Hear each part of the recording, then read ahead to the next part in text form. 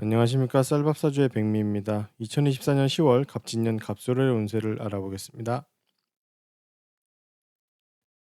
오늘 확인할 글자는 정화입니다. 갑술월은 10월 8일부터 시작됩니다. 정화는 계유월에 여러 상황에서 정신이 번쩍 드는 깨달음을 얻게 됩니다. 특히 자신의 사회적인 부분에 이득이 될 생각들이라고 할 수 있죠. 그러한 깨달음이 오는 상황은 다른 사람의 제안이나 도전 등에서 오게 됩니다. 그래서 정화는 그러한 제안을 붙잡거나 개인적인 도전을 성취하고 싶어 합니다. 갑술월은 이러한 생각들을 외부로 드러내고 모양을 잡으려는 그런 시기입니다.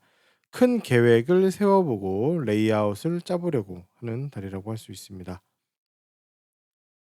그리고 정화는 계유월 중순부터 새로운 역할을 받거나 수행하게 되는데 10월 17일 이후에는 완전히 새로운 역할을 가지게 되고 수행하면서 자리를 잡게 됩니다.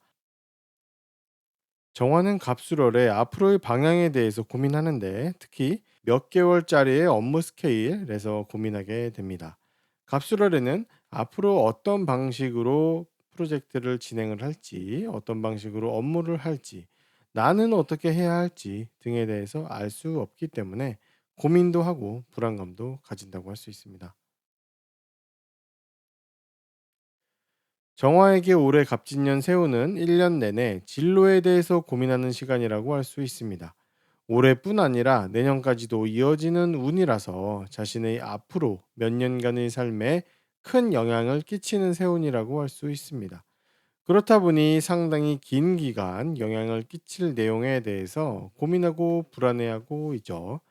이번 갑술월은 정화의 이런 고민의 일정 부분이 해소되는 달이라고 할 수 있습니다. 지금 하고 있는 고민의 큰 틀에 대해서는 어느 정도 형태가 잡힌다라고 할 수 있습니다.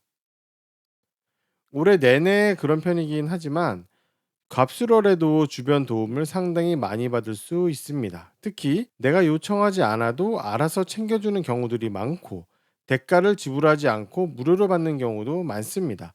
정화가 요청하는 경우도 있는데 이런 경우에는 너무 공짜가 당연하다는 듯한 태도를 가지게 됩니다.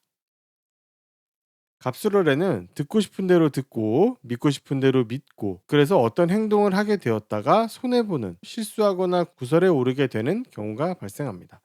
특히 갑술월에는 듣게 되는 그런 정보가 사실은 되게 초보적인 수준인데 그것을 믿어버리게 됩니다.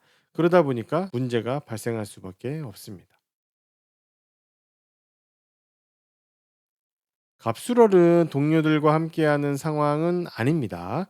그리고 어떤 경쟁을 한다면 경쟁자도 딱히 보이지 않는 달입니다. 그래서 본인 위주로 돌아간다라고 생각이 들게 됩니다.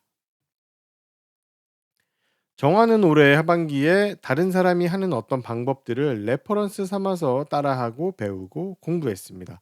10월부터는 다른 사람의 그런 방법 대신에 자신만의 방법을 만들어서 하기 시작합니다. 아직은 초보적이지만 내 방법이 되었으므로 이것을 꾸준히 갈고 닦으면 반드시 좋은 결과를 봅니다.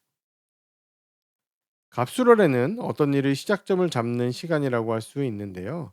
올해 말에서 내년 초에 나타나게 될 사업적인 소득과 개인적인 고객을 만들기 시작하는 그러한 시작점이라고 할 수 있습니다. 정화의 오른을 알아봤습니다. 도움이 되셨다면 구독과 좋아요를 부탁드리겠습니다. 그럼 다음 영상으로 찾아뵙겠습니다. 감사합니다.